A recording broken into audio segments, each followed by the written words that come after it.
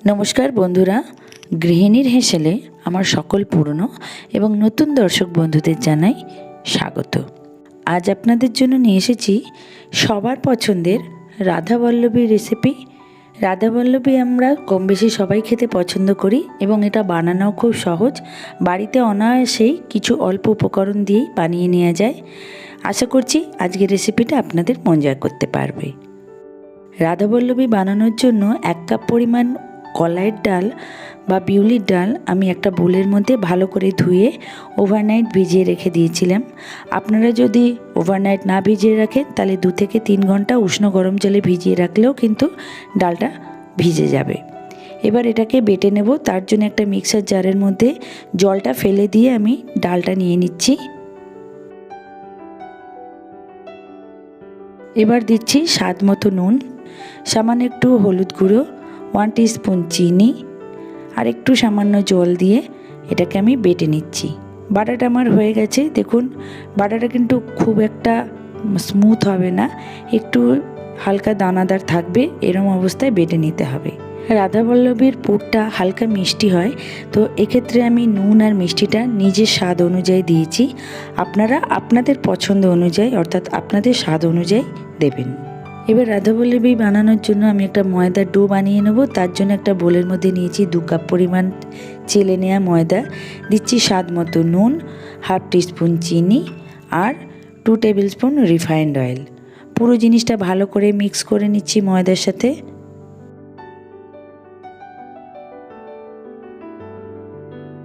এবার এর মধ্যে দিয়ে দিচ্ছি 1 টিস্পুন আদা এবং কাঁচা লঙ্কা বাটা আর দিচ্ছি 1 টেবিল স্পুন বিউলির ডাল বাটা। আবারও ভালো করে হাত দিয়ে আমি ময়দার সাথে ডাল এবং আদা বাটাটা ভালো করে মিক্স করে নিচ্ছি। খুব ভালো করে মিক্স করা হয়ে গেলে উষ্ণ গরম জল দিয়ে আস্তে আস্তে অল্প অল্প করে আমি ময়দাটা মেখে নিচ্ছি। একসাথে বেশি জল দেবেন না, ময়দাটা অল্প অল্প জল দিয়ে মাখলে তবেই ভালো মাখা হবে। খুব ভালো করে বেশ কয়েক মিনিট সময় ধরে ময়দাটা মাখতে হবে।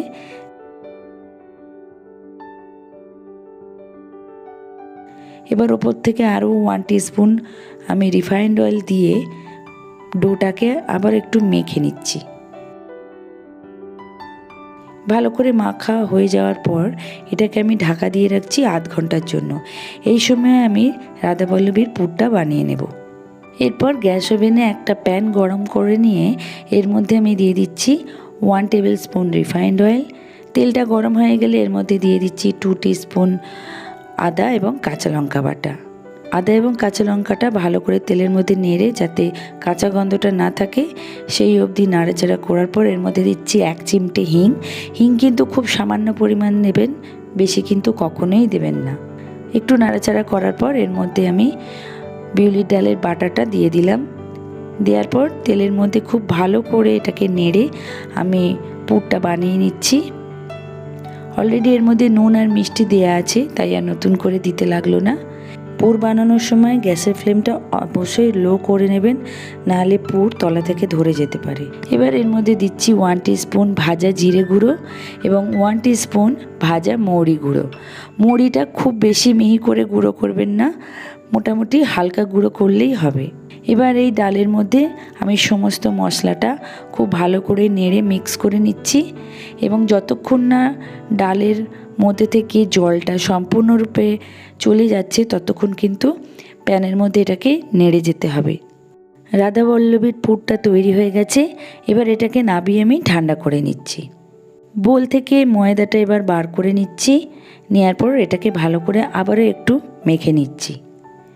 যেহেতু অনেকক্ষণ এটা রাখা ছিল, অর্থাৎ আধ ঘন্টা ঢাকা দিয়ে রাখা ছিল, তো আবার একটু মেখে না নিলে হবে না, তাই একটু ভালো করে এটাকে মেখে নিচ্ছি। আর মাখা যত ভালো হবে রাধাবল্লভীগুলো ততটাই কিন্তু ফুলবে। এবার একটা ছুরির সাহায্যে ডোটা আমি 2টো পিসে ভাগ করে নিয়ে তার অর্ধেকটা থেকে কতগুলো লেচি তৈরি করে নেব, তাই সেটাকেও আমি ছুরির সাহায্যে কতগুলো পিস করে নিচ্ছি। দেখুন এখানে 6টা পিস হয়েছে। তো প্রথমে আমি এই 6টা লেচি তৈরি করে নিয়ে 6টা রাধাবল্লভী বেলে নেব। সবকটা লেচি রেডি হয়ে গেছে। রাধাবল্লভীর পুরটাও আমার ঠান্ডা হয়ে গেছে। এবার পুর থেকে ছোট ছোট বল তৈরি করে নিচ্ছি। দেখুন পুরটা এত সুন্দর হয়েছে যে এরকম বলের শেপে সহজেই চলে আসছে, হাতে কিন্তু একটুও লেগে থাকছে না। তো এইরকমভাবে পুরটা বানাতে হবে।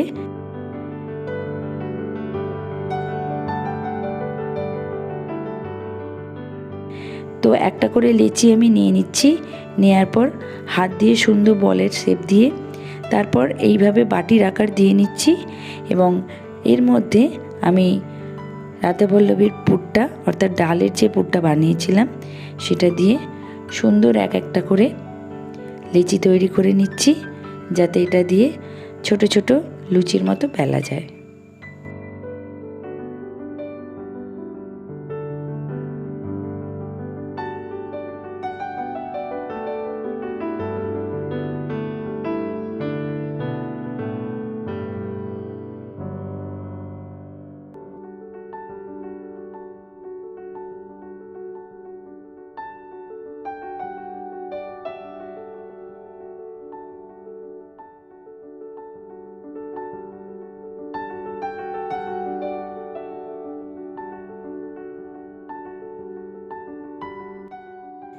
এবার প্রত্যেকটা পুর ভরা লেচিকে আমি এক এক করে বেলে নেব।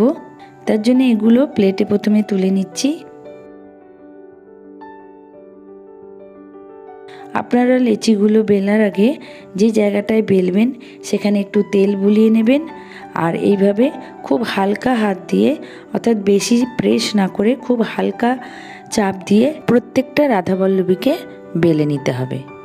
আর এই সময় যদি আপনারা বেশি চাপ দিয়ে বেলেন তাহলে পুরটা বেরিয়ে যাওয়ার সম্ভাবনা থাকে। আর পুর তৈরির সময় খেয়াল রাখবেন পুরটা যেন টাইট থাকে। প্রথম রাধাবল্লভীটা আমার বেলা হয়ে গেছে। কড়াইতে পর্যাপ্ত পরিমাণে তেল গরম করে নিয়ে তার মধ্যে আমি প্রথম রাধাবল্লভীটা দিয়ে হালকাভাবে একটু চাপ দিয়ে এটাকে আমি একটু ফুলিয়ে নেওয়ার চেষ্টা করছি। দেখুন বন্ধুরা, একটু চাপ দিলে কিন্তু রাধাবল্লভীটা ফুলে যাচ্ছে। বন্ধুরা, যখন তেলের মধ্যে ছাড়বেন প্রত্যেকটা রাধাবল্লভী ছাড়ার আগে তেলটা দেখে নেবেন যেন সঠিক মাত্রায় গরম হয়। ঠান্ডা তেলের মধ্যে কিন্তু কখনোই ছাড়বেন না, তাহলে কিন্তু একটাও রাধাবল্লভী ফুলবে না। দেখুন আমার প্রথম রাধাবল্লভীটা কত সুন্দর ফুলেছে। আর এই সময় গ্যাসের ফ্লেমটা আমি প্রথমে হাই রেখেছিলাম, পরে রাধাবল্লভীটা তেলের মধ্যে দেওয়ার পর আমি মিডিয়াম লো করে নিয়েছি। এইভাবে এক এক করে আমি সবকটা রাধাবল্লভী ভেজে নিচ্ছি। প্রথম রাধাবল্লভীটা আমি একটু হালকা করে ভেজেছিলাম, আপনারা চাইলে একটু কড়া করেও ভাজতে পারেন অর্থাৎ একটু লাল করেও ভাজতে পারেন। তো আমি দ্বিতীয় রাধাবল্লভীটা দেখাচ্ছি, এটা আমি একটু কড়া করে ভেজেছি। আপনারা আপনাদের পছন্দ মতো ভাজবেন, কারণ অনেকেই একটু সাদাটে পছন্দ করেন, আবার অনেকেই এই একই জিনিস একটু কড়া করে ভাজা অর্থাৎ একটু লাল লাল করে ভাজা খেতে পছন্দ করেন। তো যার যেমন ইচ্ছা সে সেরমভাবে ভেজে নেবেন। তো আমি এইভাবে অনেকগুলো রাধাবল্লভী ভেজে নিয়েছি। দেখুন প্রত্যেকটা রাধাবল্লভী কিন্তু আমার খুব সুন্দরভাবে ফুলেছে। তো আশা করছি এইভাবে যদি আপনারা বানান আপনাদের রাধাবল্লভীগুলোও কিন্তু খুব সুন্দরভাবে ফুলবে এবং খেতেও খুব সুন্দর হবে। আশা করছি আজকের এই রেসিপিটা আপনাদের নিশ্চয়ই ভালো লেগেছে। আপনাদের কাছে একটা ছোট্ট রিকোয়েস্ট, আজকের রেসিপিটা ভালো লাগলে একটা লাইক দিয়ে দেবেন। কেমন লাগলো সেটা যদি জানানোর ইচ্ছা হয় তাহলে আমাকে অবশ্যই কমেন্ট করে জানাতে পারেন। আর আমার রেসিপিগুলো ভালো লাগলে আমার চ্যানেলটাকে সাবস্ক্রাইব করে আমার পাশে থাকবেন। রাধাবল্লভীগুলো আমি কাশ্মীরি আলুর দমের সাথে সার্ভ করেছি। এই রেসিপিটা আমি এন্ড স্ক্রিনে দিয়ে দেব বা আমার ডেসক্রিপশন বক্সেও আমি লিংক দিয়ে দেব, আপনারা দেখে নিতে পারেন। আজকের মতো বিদায় নিচ্ছি, আবার দেখা হচ্ছে নেক্সট উইক নতুন কোনো রেসিপির সাথে। সবাই ভালো থাকবেন, ধন্যবাদ।